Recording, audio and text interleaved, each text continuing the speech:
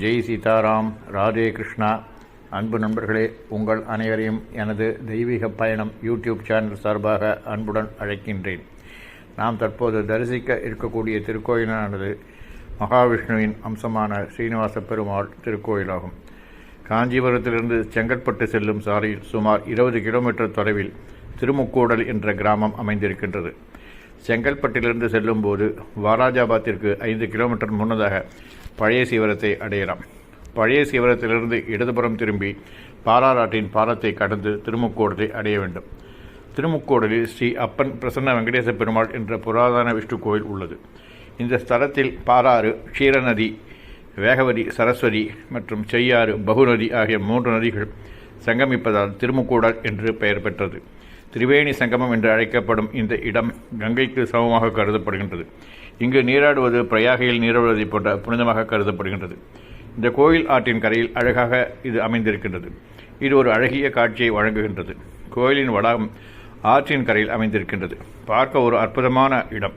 ஸ்ரீ லட்சுமி நரசிம்மர் கோயில் பழைய சிவரத்தில் ஆற்றின் ஒரு பக்கத்திலும், ஸ்ரீ அப்பன் பிரசன்ன வெங்கடேச பெருமாள் கோயில் ஆற்றின் மறுகரையிலும் அமைந்திருக்கின்றது. இந்த கோயில் 1200 ஆண்டுகள் பழமையானது என்று கூறப்படுகின்றது. ஏனென்றால் இந்த கோயிலில் காணப்படும் மிக பழமையான கல்வெட்டு 9ஆம் நூற்றாண்டைச் சேர்ந்ததாக உள்ளது. இந்த கோயில் தொண்டை மண்டலத்தை, அதாவது காஞ்சிபுரத்தை தலைநகராக கொண்டு ஆண்ட ராஜா தொண்டைமான் சக்கரவர்த்தி என்ற மன்னரால் கட்டப்பட்டதாக கூறப்படுகின்றது. புராணத்தின்படி தொண்டைமான் மன்னர் ஒருமுறை வெங்கடேச பெருமாளை தரிசிக்க திருப்பதிக்கு சென்றார். அப்போது அவர் ஒரு தெய்வீக குரலை கேட்டார். அண்டை நாட்டைச் சேர்ந்த ஒரு மன்னர் தனது ராஜ்யத்தில் போரை நடத்த நெருங்கி வருவதால் திருப்பதிக்கு செல்ல வேண்டிய நேரம் இதுவல்ல என்று அவரிடம் கூறினார். அந்த குரல் போரின் போது தனது மகனுடன் நாட்டை காப்பாற்றவும் பின்னர் திருப்பதிக்கு செல்லவும் அறிவுறுத்தியது. இதை கேட்ட தொண்டைமான் வெங்கடேச பெருமாளை வேண்டிக் கொண்டார். இறைவன் அவருக்கு போரில் வெற்றி பெற ஆசீர்வதித்து தனது சங்கு மற்றும் சக்கரத்தை பரிசாக வழங்கினார். தொண்டைமான் போரில் வெற்றிகரமாக வெற்றி பெற்றார். திரும்பி வரும் வழியில் சங்கு மற்றும் சக்கரம் ஆகிய 2 ஆயுதங்களும் மறைந்துவிட்டன. பின்னர் இறைவன் ஸ்ரீ ராமானுஜரை இந்த இடத்தில் தனக்காக சங்கு மற்றும் சக்கரத்தை பிரதிஷ்டை செய்யும்படி கட்டளையிட்டார். இங்குள்ள தெய்வம் சங்கு சக்கரம் இங்கு கொண்டு வந்தது இப்படித்தான். பின்னர் தொண்டைமான் மன்னர் மோட்சம் வேண்டி திருப்பதியில் பெருமாளிடம் சரணடைந்தார். அவருக்கு மோட்சம் அளிக்க திருமுக்கூடலுக்கு வரும்படி இறைவன் உத்தரவிட்டார். மன்னர் இங்கு வந்து இறைவனை தரிசனம் செய்தார். இதுவரை இங்குள்ள இறைவன் சயன கோலத்தில் ரங்கநாதர் போல் சாய்ந்த நிலையில் இருந்ததாக கூறப்படுகிறது. மன்னர் இங்கு வந்தபோது இறைவன் தனது தோரணையை மாற்றி நின்ற கோலத்தில் அவருக்கு தரிசனம் அளித்ததாக கூறப்படுகின்றது. தொண்டைமான் மன்னர் தனது உற்சாகத்தாலும் பேரானந்தத்தாலும் அப்பனே வெங்கடேசா, அதாவது ஓ என் தந்தை வெங்கடேசா என்று சொல்லும்படி அன்று கூறினார். அன்றிலிருந்து இங்குள்ள இறைவன் அப்பன் வெங்கடேச பெருமாள் என்று அழைக்கப்பட்டார். தொண்டைமான் மன்னர் முதல் இந்த கோயிலை ஸ்ரீ வெங்கடேச பெருமாளாக கட்டியதாக கருதப்படுகின்றது. அதே மன்னர் திருப்பதி திருக்கோயிலும் தெற்கு திருப்பதி என்று அழைக்கப்படும் திருமலை வையாவூரையும் கட்டியதாக கூறப்படுகின்றது.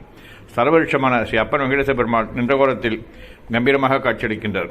பிருகு மகரிஷி, ஸ்ரீ மரகண்டேயர், ஸ்ரீ பூமாதேவி ஆகியோர் இவரை வழிபடுவதாக உள்ளது.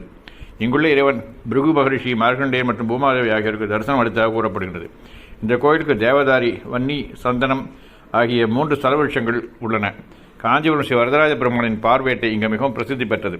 ஸ்ரீ வரதராஜ பெருமாள், பழைய சீவரம் ஸ்ரீ லட்சுமி நரசிம்மர் மற்றும் அப்பன் வெங்கடேச பெருமாள் ஆகியோர் இந்த கோயிலில் ஒவ்வொரு ஆண்டும் காணும் பொங்கல் நாளில் ஒன்றாக தரிசனம் தருகின்றார்கள். இது பார்ப்பதற்கு இன்பம் தருவதாக இருக்கும். இந்த கோயிலில் வைகுண்ட ஏகாதசி வெகு விமர்சனையாக கொண்டாடப்படுகின்றது. இங்குள்ள தாயார் ஸ்ரீ அலமேர் மங்கை தாயார் கோயிலுக்கு தனிச்சன்னதி உள்ளது. மற்ற தெய்வங்களான ஸ்ரீ வரதர், ஸ்ரீ ஆண்டாள் மற்றும் ஸ்ரீ ஆஞ்சநேயர் ஆகியோருக்கும் தனித்தனி சன்னதிகள் உள்ளன. இங்கு ஸ்ரீ ஆஞ்சநேயர் மிகவும் சிறப்பு வாய்ந்தவர். சுவாமி ஊர்வலமாக எடுத்துச் செல்லும் போதெல்லாம் கடவுள் வெளியே எடுப்பதற்கு முன்பு ஸ்ரீ ஆஞ்சநேயருக்கு முதல் மரியாதை செலுத்தப்படுகிறது. மேலும் ஸ்ரீ ஆஞ்சநேயர் இங்குள்ள கடன் சுமையை குறைப்பதில் மிகவும் சக்தி வாய்ந்தவர் என்று கூறப்படுகின்றது. மக்கள் தங்கள் பெரும் கடன்களிலிருந்து விடுபட இங்கு ஆஞ்சநேயரை வழிபடுகின்றார்கள். மேலும் மற்ற கோயில்களைப் போல இங்கு ஆஞ்சநேயருக்கு வடைமாலை படைக்கப்படுவதில்லை. அதற்கு பதிலாக அவருக்கு தேன்குழல் மாலையை படைக்கின்றார்கள். மக்கள் தங்கள் கடன்களிலிருந்து விடுபட ஆஞ்சநேயர் பிரார்த்தனை செய்கிறார்கள். கடன்கள் தீர்ந்தவுடன் அவர்கள் இங்கு வந்து அவர்களுக்கு தேன்குழல் மாலை படைக்கின்றார்கள். இந்த கோயிலில் தொல்பொருள் ஆராய்ச்சியாளர்களால் பாதுகாக்கப்பட்டு பராமரிக்கப்படுகின்றது. கோயிலின் அனைத்து சூழலிலும் ஏராளமான கல்வெட்டுகள் காணப்படுகின்றன. இந்த கல்வெட்டுகள் ராஜராஜ சோழன், ராஜேந்திர சோழன் மற்றும் பிறர் தொடங்கிய பல்வேறு காலகட்டங்களைச் சேர்ந்ததாகும். இந்த கல்வெட்டுகள் கோயில் மிகவும் பிரபலமாக இருந்த கோயிலுக்கு பல்வேறு மன்னர்கள் வழங்கிய மானியங்களை பற்றி நிறைய கூறுகின்றன. மேலும் வீர ராஜேந்திர சோழன் கல்வெட்டுகள் கோயில் வளாகத்தில் இருந்த வேத பாடத்தை பற்றி குறிப்பிடுகின்றது. கல்வெட்டுகள் முடி இந்த கோயில் ஜனநாத மண்டபத்தில் ஒரு வேத கல்லூரி நடத்தப்பட்டிருந்திருக்கிறது. ரிக்வேதம், யஜுர்வேதம் மற்றும் இலக்கணம் உள்ளிட்ட 8 பாடங்கள் இங்கு பல்வேறு மாணவர்களுக்கு கற்பிக்கப்பட்டிருக்கின்றன. சுவாரஸ்யமாக கல்லூரியில் சேர்ந்த மாணவர்களின் எண்ணிக்கை, ஒவ்வொரு பாடத்திற்கும் நியமிக்கப்பட்ட ஆசிரியர்கள் எண்ணிக்கை மற்றும் அவர்களில் வழங்கப்படும் ஊதியம் பற்றிய விவரங்களையும் இந்த கல்வெட்டுகள் தெளிவாக வெளிப்படுத்துகின்றன. மேலும் மாணவர்கள் தங்கள் படிப்பின் போது தங்கியிருந்த கல்லூரிக்கு ஒரு விடுதி இருக்கின்றது. மேலும் கைதிகளை கவனித்துக் கொள்ள நியமிக்கப்பட்ட ஊழியர்கள் மற்றும் சமையல்கள் விவரங்கள் இந்த கல்வெட்டில் குறிப்பிடப்பட்டிருக்கின்றது.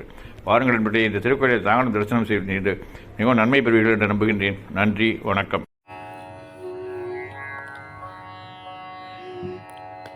वेङ्कटाचलनिलयं वैकुण्ठपुरवासं वेङ्कटाचलनिलयं वैकुण्ठपुरवासं पङ्कजनेत्रं परमपवित्रं पङ्कजनेत्रं परमपवित्रं शङ्खचक्रधर चिन्मयरूपं वेङ्कटाचलनिलयं वैकुण्ठपुरवासम्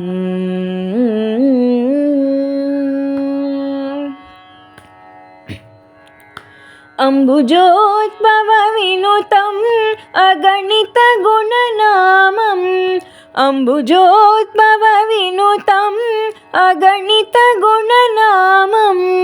तुम्बुरु नारद गानविलोलं तुम्बुरु नारद गानविलोलं वेङ्कटाचलनिलयं वैकुण्ठपुरवासं पङ्कजनेत्रं परमपवित्रं शङ्खचक्रधर चिन्मयरूपं वेङ्कटाचलनिलयं वैकुण्ठपुरवासम्